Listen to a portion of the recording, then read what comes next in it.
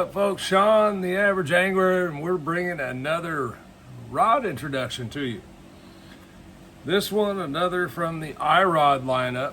This is from the AIR series. The AIR series is Irod's top of the line of their bass fishing rods. Okay, it's lighter.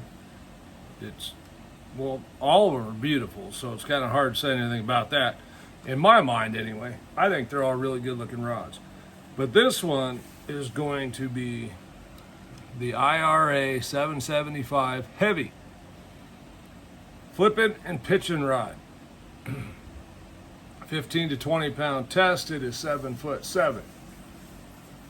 Now, the reason I selected this rod is because I really do a lot more pitching and flipping than I do punching, but I needed something for punching. Now, y'all know, if you watched the last rod introduction with the Quirkus 764, that one handled up to like 1 ounce pretty well. Okay, I could probably go a little heavier, but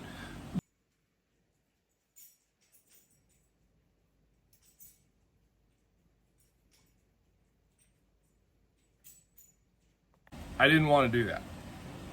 So for my flipping and pitching, I selected this Irod AIR.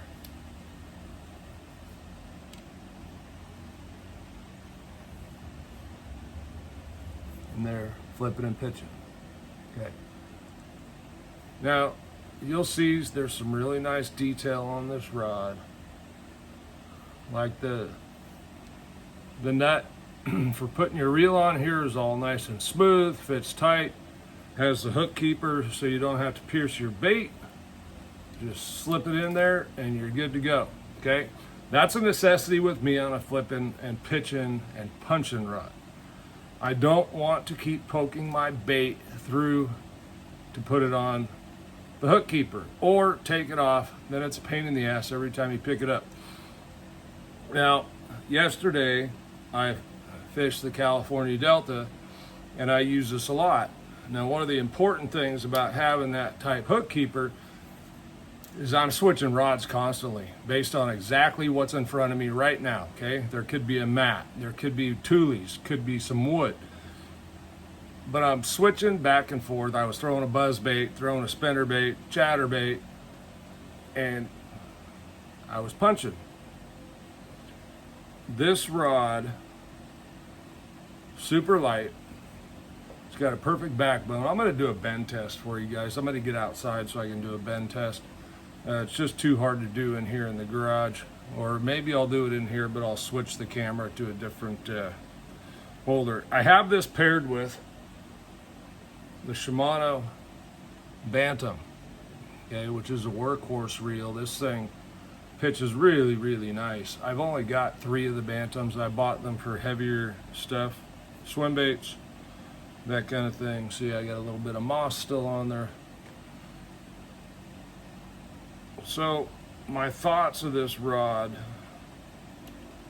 I was really impressed. Okay, the load on it was really good. Got a little fray in my line there. The load on it was really good. The power is really good. It's a light rod. You fish with it all day long, no problem. It's got the cork on the butt of the AIR series, and it's got this decorative ring here. Okay. You see the weave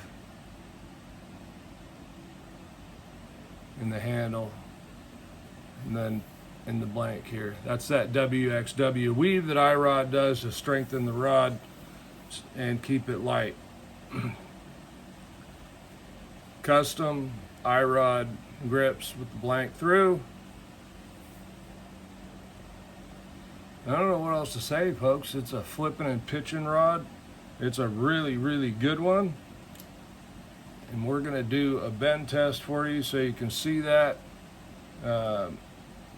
This is Irod's heaviest flipping rod. Okay, they got 2 punch rods. This was designed by Bub Tosh, by the way. They do have 2 punching rods that are a little longer. As I've gotten older, I've just kind of tend to like the little shorter 7.7, 7.8, 7.9, somewhere around in there. What I'll say about the 7.7 is it really makes it a lot easier for the pitching, okay? Just a little flick to the wrist, it keeps some weight off the rod, especially down at the tip where that 1 1/4 ounce weight's dangling off, right? So my thoughts on it, you'll see I punch with fluorocarbon. I don't like braid going through my fingers. Not that that would affect anything as far as the rod goes, but I also think that fluorocarbon comes off the reel a little nicer when you're pitching. Anyway, Sean the Average Angler.